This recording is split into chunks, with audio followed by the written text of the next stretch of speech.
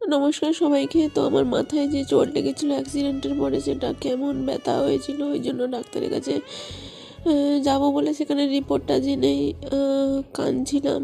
কী ব্যাপার হয়েছে সবটা তোমাদের সঙ্গে শেয়ার করবো। সকালে দেখো উঠে সকালে রান্না বান্না করে বেরিয়ে পড়েছি 9টার সময়। আর ছেলে বাড়িতে পড়ছিল, তার পরীক্ষা সামনে রয়েছে।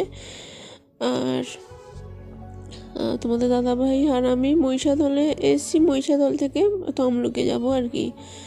স্কুটিতে করে মহিষাদল অব্দি এসেছি, বাসে করে এখানে তমলুকে যাব। তমলুকে নার্সিংহোমে যে 2 দফায় দেখিয়েছিলাম, দিয়ে মাথাতে ভালো হয়েছিলাম।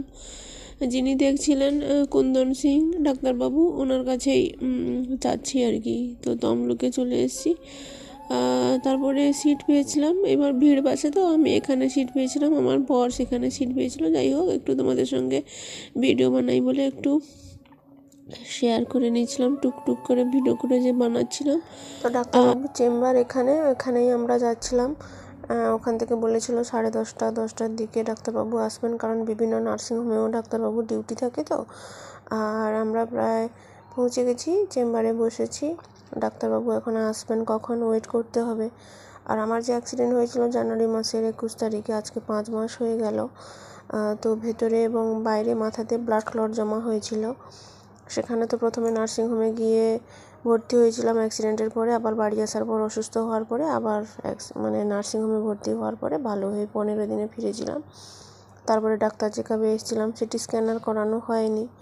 ডাক্তারবাবু বললেন যে ঠিক আছে মাথাটা এখন। তারপরে তো পা নিয়ে ভুগছি 5 মাস ধরে, ফিজিওথেরাপিস্ট এটসেট্রা অনেকে বসে আছেন। যাই হোক, তারপরে সেই যে ফোলা অংশটা ছিল মাথাতে, সুপরির মতো ছিল, সেটা ছোট ছোলা দানা আকারে ছিল। তো লাস্ট 10-12 দিন আগে প্রচণ্ড ব্যথা, তো কান্নাকাটি করছিলাম একটু। ডাক্তারবাবু এমন কিছু বলেছেন যেটা আমাদের অজানা ছিল আর কি। ওই যে মেডিকেল আর কুন্দন সিং জেনারেল মেডিসিন, উনি thyroid, stroke, pressure, heart, sugar, বিভিন্ন রোগের বিশেষজ্ঞ। যাই হোক, তো নার্সিংহোমে তো চেম্বারে থেকেছিলাম। তারপরে আবার 1 ঘন্টা ওয়েট করার পরে যে নার্সিংহোমে ডাক্তারবাবু ছিলেন সেই নার্সিংহোমে আবার গেছি। ওখানে দেখেছেন আর কি। তারপরে বিভিন্ন মেডিসিন লিখে দিয়েছেন এবং ওষুধ দিয়েছেন, 4 রকমের এই যে ওষুধগুলো। তারপরে যেটা বললেন সেটা শুনেই কান্না পাচ্ছিল আর কি।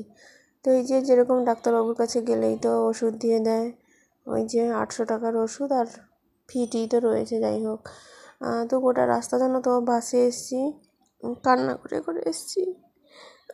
বর পাশে সিটে বসছিল, একদিকে, যাতে বর জানলে তো আরও কান্নাকাটি যে করি কষ্ট পাবে। যাই হোক, সে আরও আপসেট হবে।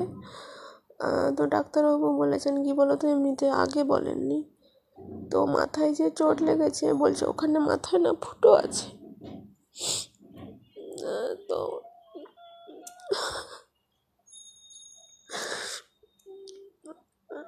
ভয়েসটুকু দিতে পারছি না। যাই হোক, আমি তো তোমাদের সঙ্গে সবটা শেয়ার করি। আমি যেরকম সুখের দিনগুলোও শেয়ার করি, দুঃখের দিনগুলোও শেয়ার করি, কারণ ভিডিও বানাচ্ছি এই নয় যে সব সময় মানুষের ভালো দিনগুলোই চলে, সুখের দিনই সারা বছর চলে।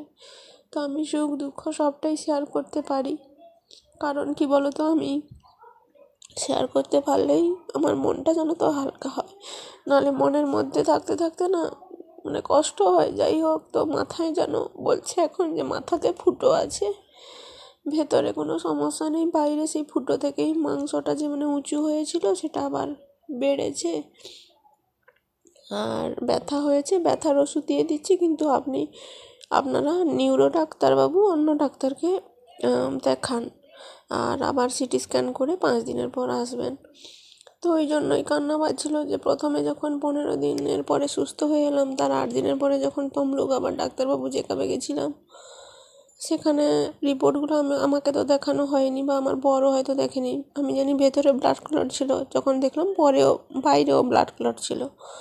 এখন যে গেছি, এখন আবার বলে যে ওখানে ফুটো আছে, সিটি স্ক্যান আবার করতে হবে, অন্য ডাক্তার দেখাতে হবে। ওই জন্যই কান্না পাচ্ছিল যে মাথাতে ফুটো আছে বলেনি।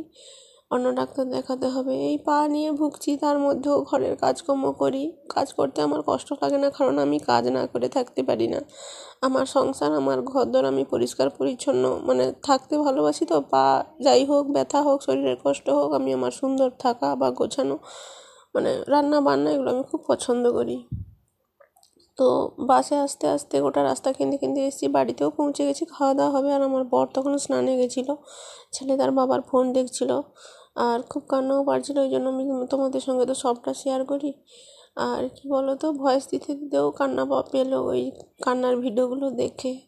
ছেলেটার জন্য কষ্ট হয় ভাবলে, যে কোথা থেকে কোথায় যদি কিছু হয়ে যায়। আমার হয় না, মা হয়ে যেরকম হয় ঘরে, এইটুকু বয়সে দেখো তো আমরা মানে আমি আমার জীবন দিয়েই দেখেছি কোনো কিছু আনএক্সপেক্টেড, যেরকম দুঃখ অনেকটা এসেছে, যতটা আমি মানিয়ে নিয়েছি, মেনে নিয়েছি, সহ্য করেছি, আবার তার থেকে অনেক সুখও দিয়েছে ভগবান। আবার সুখটা যতটুকু দিয়েছে, আবার তারপরে ঠিক আবার দুঃখ। মানে মানুষ যতটুকু সহ্য করবে তার।